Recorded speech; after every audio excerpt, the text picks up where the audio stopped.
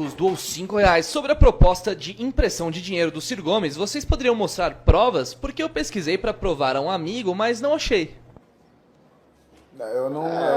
Gente, isso daí é uma brincadeira que rola na internet pelo fato dele ser de esquerda. Ciro Gomes, vocês poderiam mostrar provas? Ciro Gomes, vocês poderiam mostrar provas? Ciro Gomes, vocês poderiam mostrar provas?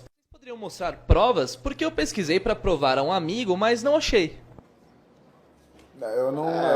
Gente, isso daí é uma brincadeira que rola. Por causa de toda a rejeição de boa parte da direita liberal do Brasil, eu vi bastante liberal apoiando Ciro Gomes, falando que votaria nele, enfim, né, simplesmente porque acha que é melhor do que votar no Bolsonaro. Tu prefere um Ciro versus Lula do que Bolsonaro versus Lula?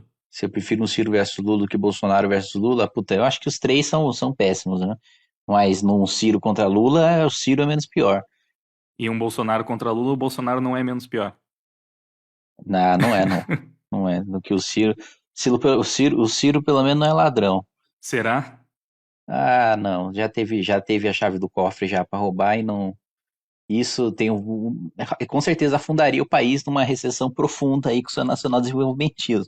Isso seria péssimo. Agora, de roubar, eu acho muito difícil que seja, porque ele já teve chave do cofre 2 vezes para fazer isso e não fez. E pra mim a maior coisa que eu consegui fazer É isso que eu ia te perguntar. desde que a gente conversou até agora foi desvincular 170 bilhões de reais de fundos públicos que estavam parados para saúde e para educação. É mais do que o governo jamais conseguiu de nenhuma fonte de recurso.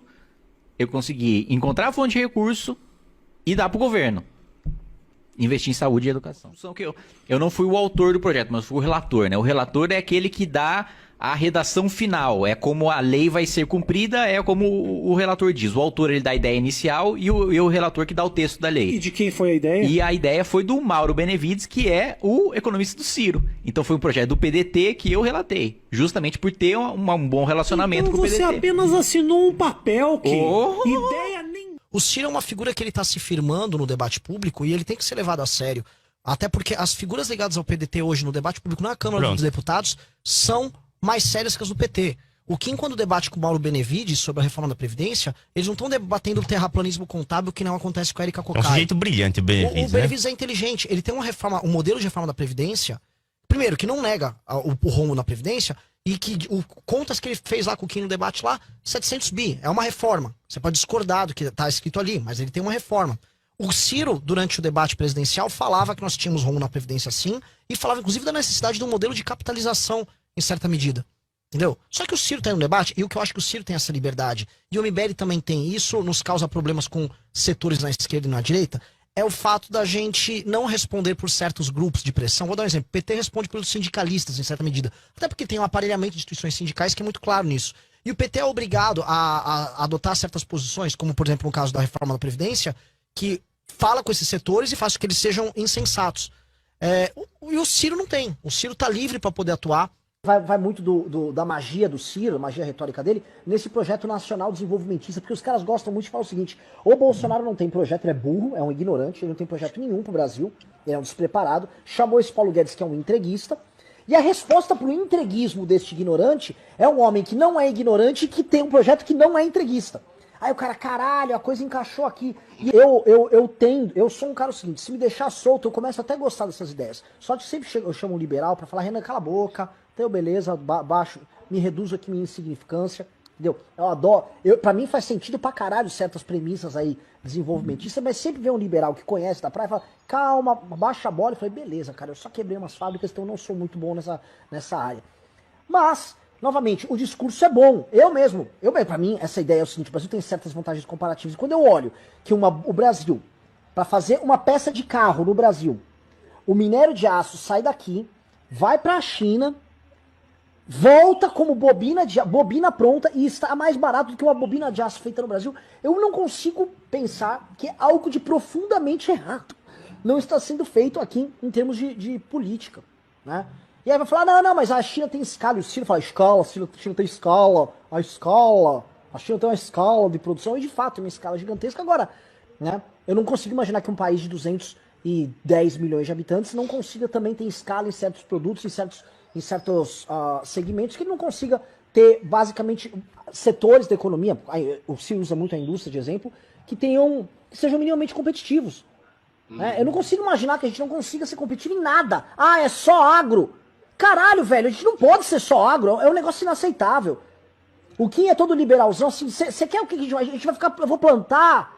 Um rapaz aí perguntou sobre educação, e aí eu vou até elogiar o Ciro Gomes, ele deu a resposta perfeita. Realmente, o Ceará tem ali uma educação que deve servir de exemplo para o resto do mundo, um modelo ali educacional, ele deu uma resposta perfeita, falou coisa com coisa, e aí o próprio apresentador tentou colocar ele para falar, mas o Ceará ali não é muito exemplo em questão de analfabetismo. Ele, corrigindo o senhor, é analfabetismo adulto. E ele falou, mas e aí, o que você vai fazer pelo analfabetismo adulto? E nesse ponto eu estou elogiando sinceramente o Ciro Gomes, que ele foi muito corajoso. Ele falou o seguinte, não, o analfabetismo adulto é um problema muito difícil, nós abandonamos e nós vamos focar Ele falou exatamente, nós abandonamos, nosso foco é a criança. Ele foi corajoso para falar uma coisa assim, efetiva. Nesse ponto, eu elogio sinceramente a resposta corajosa do Ciro Gomes. O Ciro é exatamente essa figura, ele tem os atributos para fazer esse enfrentamento, sim. Ele é um cara que tem uma vida política longa, assim, de certa maneira exitosa, principalmente quando ele começou, né? Ele começou muito bem, e eu acho que o intermédio da vida política dele foi muito ruim, porque ele acabou sendo sabotado pelo PT frequentemente, sempre ficando chorando por causa disso. Mas ele começou muito bem, é um cara muito habilidoso nos debates. Você diz, não, eu sou Ciro. Por que você é Ciro? Porque eu acho que o Ciro foi um bom gestor, o negócio do Ceará, papapá, o liberalismo está dando certo, a gente tem que reindustrializar o país, realmente o Brasil não tem indústria, ele está no caminho. Ok. E aí as críticas que se fazem a isso vão ser meio fracas. Né? Mas o Ciro é um cara destemperado. O Bolsonaro também é destemperado. E ser destemperado também não é nenhum crime. Mas o Ciro força os números. Isso é vago. Ele tem um discurso demagógico. Aí você entra na discussão. Aí você vai ter que defender a tese X contra a tese B. Não é uma coisa fácil, explícita e bombástica contra dizer, olha, o partido que você está defendendo é ladrão, roubou isso e assim e assim. Isso é forte, isso é fácil, pega. Então eu acho que vai haver esse movimento, sim, concordo inteiramente. É o seguinte, cara, o Ciro Gomes é um cara assim, eu até respeito ele, viu? Porque ele é um cara assim, ele é uma máquina de retórica, ele é muito bom. E só isso aí já mostra o seguinte, já mostra que o PDT é algo diferente do PT e algo diferente do PSOL. Então, talvez, por um voto pragmático, tentando dividir a esquerda e tentando jogar um elemento da esquerda contra o outro, eu mesmo apoiasse o Ciro. Ele fala, das alianças políticas, e o Ciro Gomes deu a melhor resposta. Ele deu a melhor, ele falou, cara, o negócio é o seguinte, você levanta a bola do cara, eu não tenho problema em fazer aliança política, você tem que fazer. E ele falou uma frase maravilhosa, que assim, nós vamos negociar com quem o povo eleger. E é verdade, cara, o povo elegeu um cara, mas o cara é bandido. Cara, você vai ter que negociar com ele. Você vai ter. Isso não significa que você vai ser bandido. É igual o Kim, por exemplo, quando foi lá protocolar o pedido de impeachment com o MBL, do lado do Eduardo Cunha. Tem gente tirando e fala, tá vendo, fez aliança. Não fez aliança, cara. Fez aliança. Você tem que protocolar o pedido de impeachment com o presidente da Câmara. O presidente da Câmara é o Satanás. Que seja. Você vai fazer o quê? O povo elegeu o cara? Então, ele deu uma resposta perfeita. O problema não é o Ciro. O problema é quem está do outro lado da mesa que vai debater com ele no segundo turno. E as opções que nós estamos vislumbrando não são as melhores. Esse que é o grande problema. Outro dia eu postei assim, os 9 candidatos, né, os que se diziam, eu perguntei qual é o plano de governo de cada um deles. E aí você começa a pensar, peraí, qual é o plano de governo de cada um deles? E essa é a questão. Mas o problema é o seguinte, o candidato que vem para contrapor a esquerda. E esse que é o grande problema, que é essa preocupação. Porque, no geral, nós temos elegido candidatos meio sabão nessas coisas.